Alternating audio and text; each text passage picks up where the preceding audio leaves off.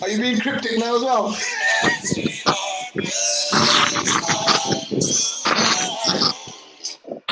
I just thought that summed up how I felt, the mood. I didn't want to play the funeral march, but you know, I felt close to that. Play the Undertaker. Yeah, I know. Anyway, let's start, man. Dipper, kick us off, man, since your debut. I'm going to kick us off like we just introduced ourselves. I'm going to laugh because I've had enough of crying and moaning. I'm just going to laugh today because it was laughable. It was 100% laughable. I have no idea. I hope and sincerely truly believe that there's something underhand going on within the club, within the hierarchy that we don't know about, that's causing this massive hoo-ha. Can I swear? Of course you can. It's called this massive fuck up that's happening. I don't know. I just, deep down in my heart, I hope there's something going on with buying players or whatever, bringing players in. There's a row between somebody going on, Klopp going on or whatever. And this is just one of those things. But I don't know. I just don't know. The team selection, leaving your strongest team on the bench against Fulham, considering we've lost 5 league games in a row at home. I'm at a loss for words, guys. I'm honestly at a loss for words. I can understand Klopp. Yes, he's the manager. He's had injury issues, but how long are we going to go on about injury issues? Injuries issues happened in the first couple of games of the season, and we're still crying. Oh, well, Virgil, big, massive loss. Nah, nobody fired today. Absolutely nobody fired today. I'm so glad Nat Phillips got his start because that boy deserves to be in centre-back role. What can you say? One shot of any note from Jota in the whole game. Mane luckily hits the post with a looping header. He misses a sitter 6 yards out. Something's going wrong somewhere. I agree with my man there. There's something untoward. I told Jason weeks ago, there's something untoward going on at the club. Whatever it is, okay, he's not stupid and he's not a bad manager. Yeah. He hasn't become a bad manager overnight. And we spoke on the pre-match yesterday about making changes. For me, Trent's been playing well the last 2 or 3 games where he's been drifting inwards, and I didn't see him not starting. I've said for the last few weeks, Robertson looks shot, looks terrible. Looks like that scabby Scotsman that we bought for £8 million from Hull. And for who the fuck is that? And he's bought Tsimikas from Greece, from Olympiacos. What does that bloke have to do to get a game? What does he have to do to get a game? And it shows you that, look, I think he's making a statement now because our 11 or 12 players look good enough.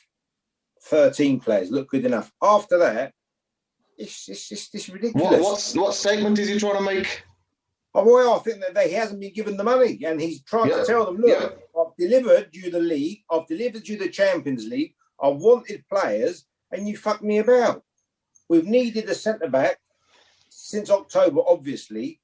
From the 1st of January, we could have gone out and bought. We waited until the last day of January to buy someone and they go and get him a £2.5 million centre-back from Preston and a 20-year-old on loan. He's no from a team with the worst defence in this league. You know, what do they want? And I think there is, and I saw a couple of things in the game today, and there's more to it. I've said for a long time, Mane and Salah do not get on. There's a problem in the team between those 2 players. Today, in the first half, because Salah was the main man, and Jota was up with him, and Shaqiri was up with him, and there was no hierarchy business with Mane, he looked like the player that we know he is. I'm the boss here. I'm the main man, and no one's going to... There's a big problem. There's a big, big problem there. And for me, it's massive. I really do. I can see it coming to a head. I don't see... It's not getting resolved. Players... Donny, who's not on today, was talking about us winning 10 games on the trot. And I said it before on here. We've got to bore about winning our next game. It was a dream. I can't see him scoring a single goal. We've had 101 shots. We've had 101 shots in 2021, and we've got one goal, and it was from a penalty. Yeah. 101 They keep firing the stats. shots. You watching Sky, and they keep firing these dumbass stats about Liverpool haven't lost to a newly promoted team ever at Anfield. They're just finding stats for us to lose. And yet today, Fulham get newly promoted, and we lose to them. It hurts, man. It hurts. It's painful. It is painful. Shockingly painful. I'm a bit desensitized at the moment. Yeah. Honestly, like, because every week you'd be taking it out on your family and stuff. You know what I mean? You have to take a step back and be like, look, like you can't hurt me no more, Liverpool. Not at the moment. My wife goes, she'll go, baby, go and ask your dad what the score was. Oh, we lost, Mom. Fuck. Here we go. Well, even today, watching the game today, Maria and Jacob are sitting in the room with me, and Maria, who never cares about football, I mean, I promise you, she never watches football. She peeked and looked at the score, and she looked at me and she went, I mean, this is someone that doesn't look at football ever. My dad does the same. My youngest son supports Chelsea. So yes, last week was and that was tough in your house. Because me and my eldest son are Liverpool fans, and he's a Chelsea fan. My dad will support him. But today, my dad walked into the room and he went, Dipper, your team's not doing very well, are they? He'd come in and go, come on, Liverpool, Fulham, yeah. But he just walked in and went, okay, and just quietly sat down. That's when you know it's bad. Yeah, when you're getting pity from the people that love to wipe up, that's when you know you're in trouble, man. Nobody's coming in going, you lost. Everyone's coming in going, oh, come on, Dad. Next time, Dad, they'll be better next time. You're thinking, oh my God. I think we're champions. We were talking about it pre-match, and like I think Yaz and that was saying that the leaders are just not there, and you can see it today. Like we don't look like coming back when we concede first, and we're conceding first in every game. And it's like no one looks like. There's not a point in the game where I thought the Anderson block was a really good block right at the last. He played well today. Yeah, Anderson. when Mane was kind of in, Robertson. I think who put it across? Robertson put it across. I think. Robertson, yeah. Anderson blocked it, but apart from that, there's no conviction. I don't believe. Before last season, we went 1-0 down. It happened, and honestly, until the 90th minute, I was sitting in my chair, comfortable, because I knew that we always was going to give it, and we had something for teams right up until the last second. Now, 30 minutes can go. It can be considered a goal in the 30th minute.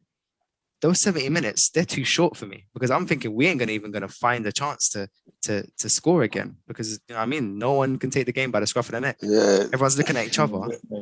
I think since Van Dijk's injury, I think putting the midfielders in defence, we have no midfield. Yeah. They were playing. Why are you playing long balls? Why are you crossing the ball to Mo Salah, the shortest player in the Premier League, with these rock Fulham defenders, 6'3", 6'4" plus? Why are you doing that? I think they're trying to replicate what Virgil did for us and put it in the It's got to be to feet. It's got to be to feet. You got to go through these. You can't cross to Salah on his own. It's not going to happen. And they kept on doing it. The final pass. It's like you're watching him play, and then he'll go to the wing, and then he'll play a pass into a crowd of Fulham defenders, and you're like, can't you see that there's Fulham defenders there? Why are you putting the ball there?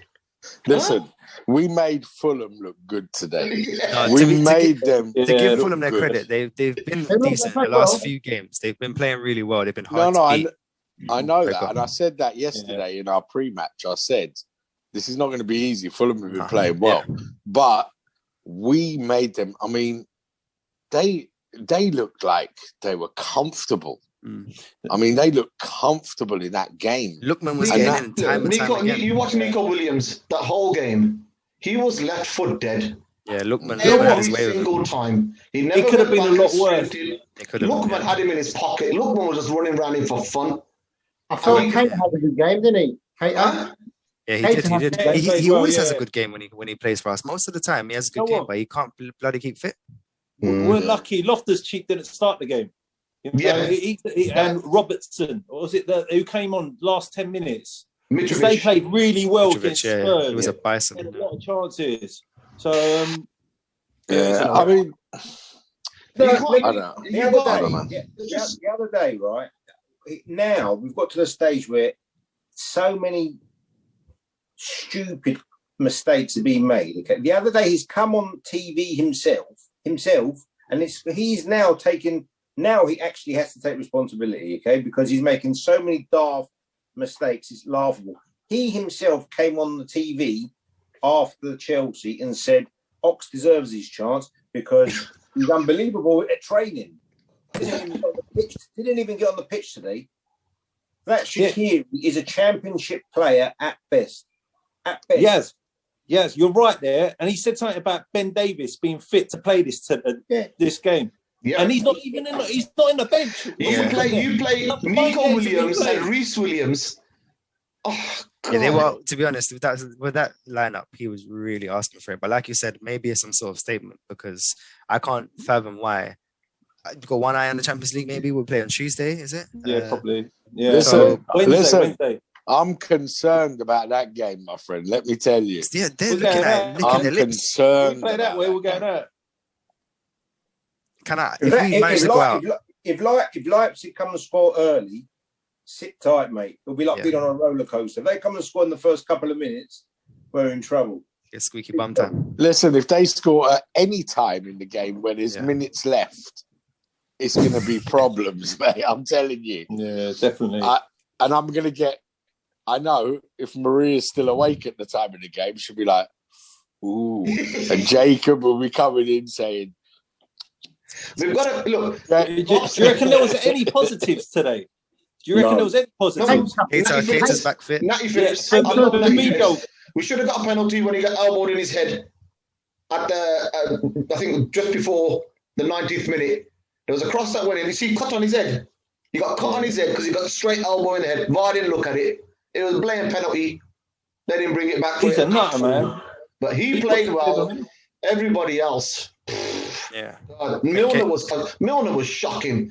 Yeah, there was nothing. There was whole season he's been like that.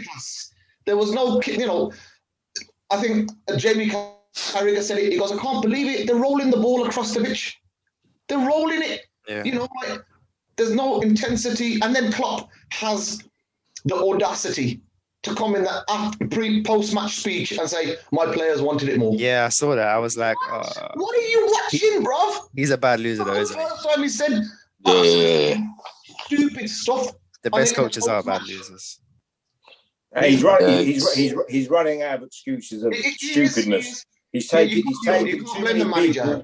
You can't blame the manager for his players. You have to put the emphasis on the players. But come on, you play Reece Williams and Nico Williams. You can't blame them. They're I don't know, but I mean, Premier League players. Listen, every game we play, Jacob winds me up. He says, "Klopp out." That's what they're saying on Twitter, right? Jacob winds me up every game. Hey, but listen, CVG's just won it. No. I think it's too soon. We can't get excited by that. He's had too many personal issues, not just with the team. He's had too many personal issues. Klopp he doesn't tend to sort out. Plus the team not being helped out in the transfer market as well. Yeah, he's not turned into a bad manager overnight. He's still a world-class manager. I'm just putting it out there, though. But listen, there's some problems, man. I don't know. I mean, I thought he would have turned it around by now. I mean, you can't see it happening. Sheffield United again was, come on, man. They're absolutely awful. That's the only reason why we beat them. You know what? They are the league. We have to beat them. Listen, we'd be in the bottom three if it started from the turn of the year. Yeah. Right now, we'd be bottom three. What was he saying? That's the form. Penny, what are you saying?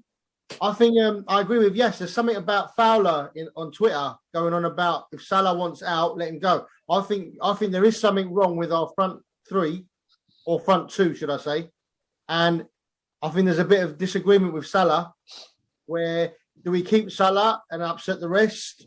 Is it the rest against Salah?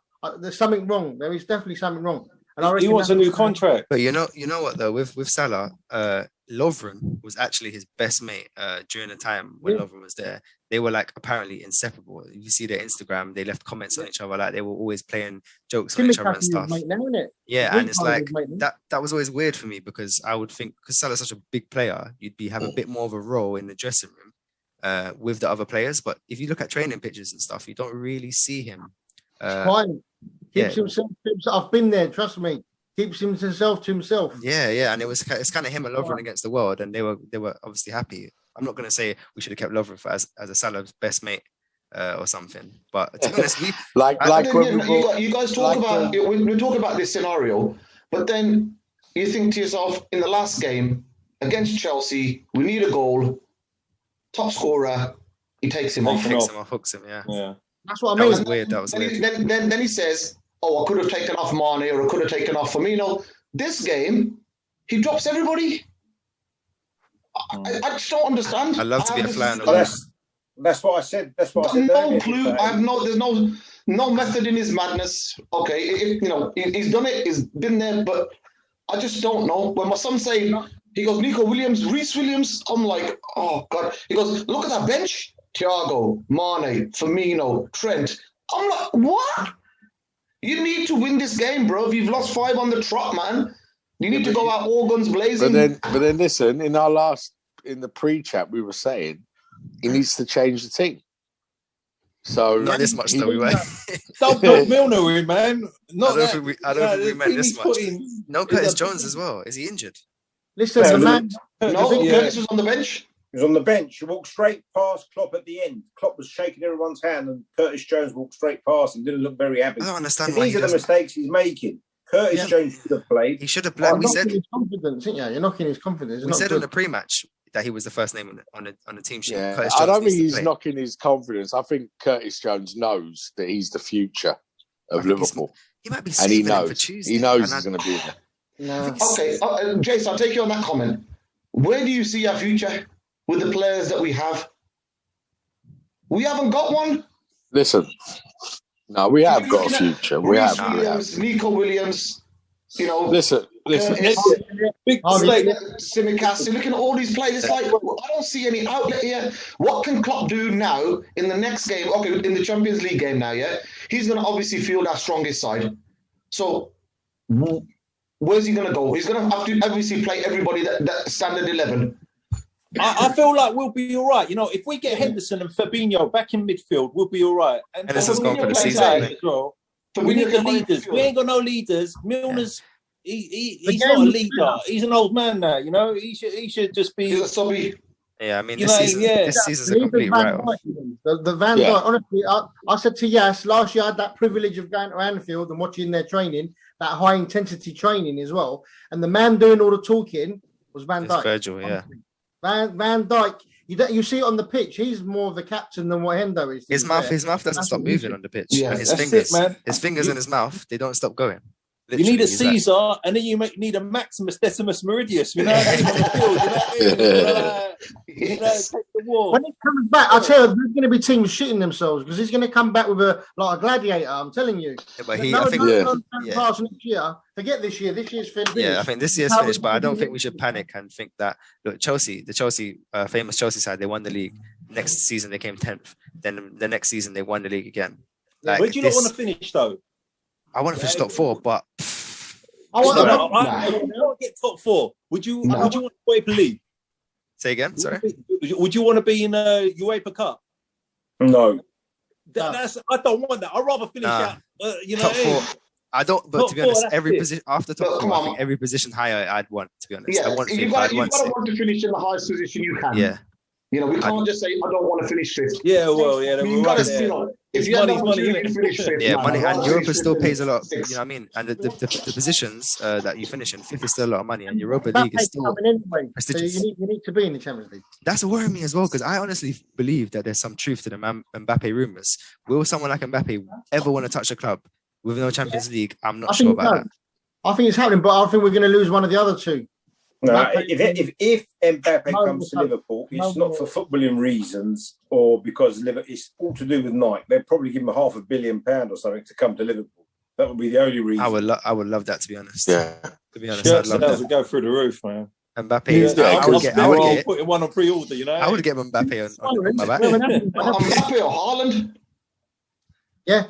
Any of them? That type of player. We need that type of player. Remember when Suarez come, just Suarez alone and Torres alone change the team. We're missing that thing, and you're right. I agree with you there. But I think Klopp doesn't get a bly for this. What's going on? Like I was speaking to my friend earlier, I was saying there's no excuses for what's going on right now. No. But you have to understand that obviously the players that we've lost, the system that we're playing, etc.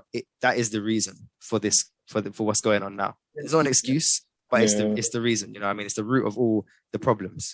So we will have everyone back next season, and hopefully. I think as well that this team has come to the end of its cycle. This group. Carragher discussed that as well. I don't know. It's for me, it's confidence.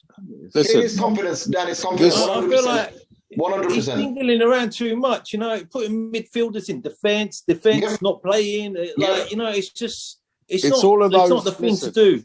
It's all of those reasons that Jaden said with the injuries, playing players out of position. All of this stuff has impacted on us. Yes. But I think another reason, and yes, it could be that there's a problem behind the scenes we don't know about. You know, there could be something going on in terms of players that he wanted and he couldn't get.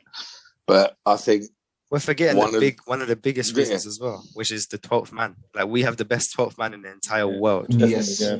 That people say you're losing at Anfield. It's not. Is it Anfield without the fans? Really? You know what I mean? We had this impenetrable status because of our fans, and because they're not there anymore. Even when 1,000 fans were there, it made a massive difference. Yeah. Get 1,000 of the regulars in there, 2,000 of the regulars, and it's Anfield. You know what I mean? Think about it. You're walking out on the pitch. There's no you'll never walk alone blaring. There's none of that. There's no fans cheering. There's no singing. There's no nothing. You're just walking out on the pitch. You're shaking everyone's hand and you're just playing. That's not a home. That's not Anfield. You know what I mean? So I mean, Jaden, let me tell you might something. as well play on the PlayStation. Jaden, you played at Power League every Thursday. And you got beat the first Thursday, and you got beat the second Thursday. And happens to me every Thursday, but you can't. By the fourth Thursday, you're going to be going there wanting to kick some ass. Yeah. Doesn't matter where you play football. Play every home game and beat toothlessly, because that's what it is. Toothless. No, I understand. I definitely understand that, but I'm just saying, as in like the intangibles, like the backings of the fans is so hard to measure. It is. But it's for us. Everyone's in the same boat, though. Everyone's in the same boat. Yeah, we've had. I don't know. I get you, Dan. You're right. Everyone's in the same boat. It's not an excuse at all. But I'm saying, these are a compound of issues. Like we haven't just had the 12th man gone. We haven't just had our best player gone. We haven't just had. We've had like 6 different training facilities. Yeah, we've had so many different changes this season. And it's the evil eye from the Championship, I'm telling you. That's what it is. It is, man. It's the evil eye from the Championship, man.